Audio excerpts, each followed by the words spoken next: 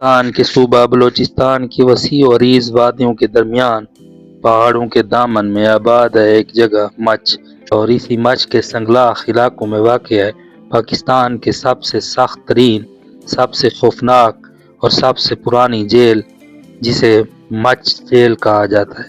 Jail کا قیام برطانوی دور میں 1920 میں عمل میں آیا۔ اس وقت برطانوی راج نے برصغیر کے خطرناک قیدیوں، سیاسی مخالفین اور باغیوں کو دور دراز اور سخت ترین ماحول میں رکھنے کے لیے اس جیل کا انتخاب کیا۔ یہ جیل اس لیے بنائی گئی تھی کہ یہاں سے فرار تقریباً ناممکن ہے۔ ارد گرد پھیلے بنجر میدان، دور دور تک پانی کی عدم موجودگی اور تیز گرم ہوائیں سب مل کر اس جیل کو قدرتی قید خانہ میں تبدیل کر دیتے ہیں۔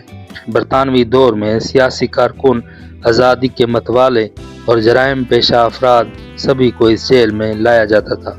کہا جاتا ہے کہ یہاں قید ہونے والا قیدی صرف دیواروں کا قیدی نہیں ہوتا، بلکہ سخت موسم، کمزور سہولیات اور خوفزدہ ماحول بھی اس کی آزمائش کا حصہ ہوتے ہیں۔ قیام پاکستان کے بعد بھی مچھ جیل اپنی اہمیت برقرار رکھتی ہے۔ یہاں ملک کے مختلف حصوں سے خطرناک مجرم منتقل کیے جاتے رہے۔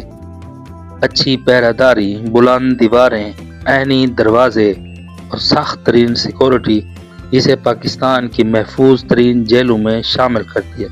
بلوچستان کی تاریخ میں ایسے کئی واقعات ملتے ہیں جن میں اس جیل نے اہم کردار ادا کیا۔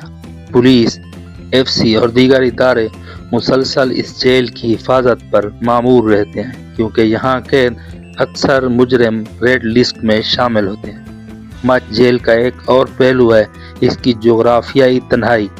شہر سے میلوں دور ریگستانی ماحول میں واقع یہ جیل قیدیوں کے لیے ذہنی آزمائش بھی ہے۔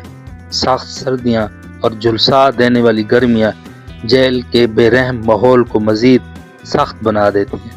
وقت کے ساتھ ساتھ جیل میں اصلاحات بھی کی گئیں، سیکورٹی بڑھائی گئی، بیرکوں میں تبدیلیاں کی گئیں اور جدید نگرانی کے نظام شامل کیے گئے، مگر آج بھی مچھ جیل کو وہی سخت ترین مقام سمجھا جاتا ہے جہاں بھیجے جانے کا مطلب ہوتا ہے آخری حد کی قید۔ مچھ جیل محض ایک جیل نہیں، یہ ایک تاریخی ورثہ ہے۔ برطانوی سامراج کی گرفت، قیام پاکستان کی تاریخ اور آج کے بلوچستان کا عکس، سب کچھ اس جیل کی خاموش دیواروں میں محفوظ ہے۔ آخر میں یہ کہا جا سکتا ہے کہ مچھ جیل پاکستان کی عدالتی اور اصلاحاتی تاریخ میں ایک غیر معمولی مقام رکھتی ہے۔